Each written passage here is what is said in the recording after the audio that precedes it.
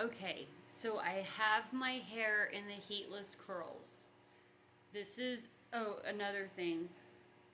Excuse me. A lot of people like to put hairspray like on them afterwards. You can totally do that. That's great. I'm not gonna do that. Sometimes I do that if, excuse me. So, say I have a day at home and I do this in the morning and I have, 5 or 6 hours.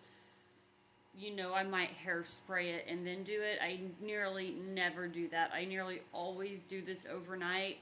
Another thing you could do, but it would not be heatless, is you can do this and then blow dry your hair, make it hot, and then just let it set for an hour.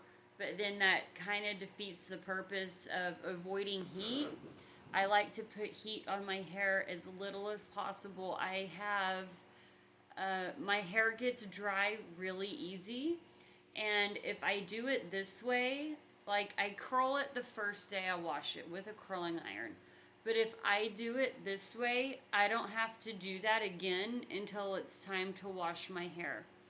So this is what I do once I have them in place. I don't spray it with anything. There's so many things you can do, but I personally don't spray it with anything. What I do with my bonnet, I use an alcohol-free body spray. Don't do it on the inside because you don't want this like in your hair. But I will spray like the outside of the bonnet a little bit with an alcohol-free body mint, whatever your favorite scent is. This is like it's vanilla cafe, and let that dry. And that way, that's just kind of subtly giving your hair, that while you sleep, you'll wake up with really good smelling hair. Um, Make sure it's dry. Make sure you don't want to put it on there wet. You don't want you just want to make sure it's dry. And if you do this, if you want to spray the outside of your bonnet, wash it every 2 days because you don't want that buildup. Now, overnight, a lot of women will take the clip out. I don't want to say it's fine hair, it's like medium soft, so it falls easily, so I need this. Now, this part can be kind of tricky, like getting the bonnet on over all of this. I tend to kind of just pull it back like that. And then I place the bonnet. Sometimes I start it, and you know what? I think I will. I think I will start at the front. That is easier to do. So you can start at the front, and then as you go, just tuck it under. Don't worry about any structural damage to like the scrunchies. There's sometimes whenever I wake up with my heatless curls, there might be a spot or two in the back that I have to go back and recurl with a curling iron. And I'm talking about like 1 or 2 pieces of hair at the back. I think we all know, like, we have those few especially if you have long hair, we have those stubborn pieces like in the back that they're just hard to curl. This doesn't bother me at night. I'm a side sleeper. It doesn't bother me. And so I will wear this all night while I sleep just to protect, I'm a wild sleeper. And if I learned that I needed to use the bonnet because when I wasn't, I would wake up and they would all, it would just all be, undone. It just didn't look good. And so this is how I do my heatless curls. I will make a video in the morning when I wake up and I will show you how they turned out. If you have any questions, please let me know.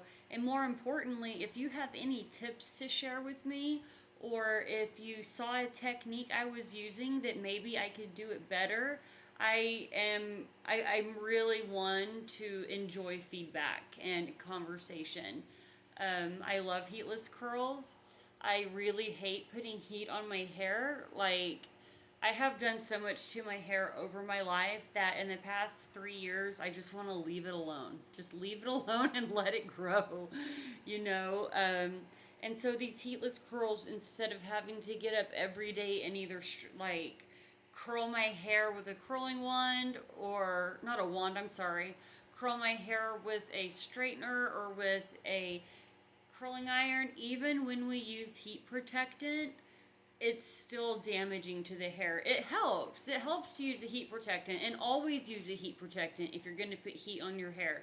But I just so prefer not to put the heat on my hair. And the reason I do this the day that I curl my hair is because if I do it right after I wash it, my hair is so straight, I just really struggle to get it. You know, whenever I curl my hair, it just kind of naturally goes around. All hair types are different. Everyone's hair type is different. Everyone needs, you know, certain products. Like certain things that work for me aren't going to work for you. And so if you guys want to share any of your tips or ideas, or any of the products you use to get heatless curls, or just any feedback at all, please feel free to leave those in the comments, because I really would enjoy reading them. And I would also I would also love to learn any tips that could make my process easier or more effective. So this is the part 2 of how to get heatless curls. Whenever I wake up in the morning, I will show you the result of them.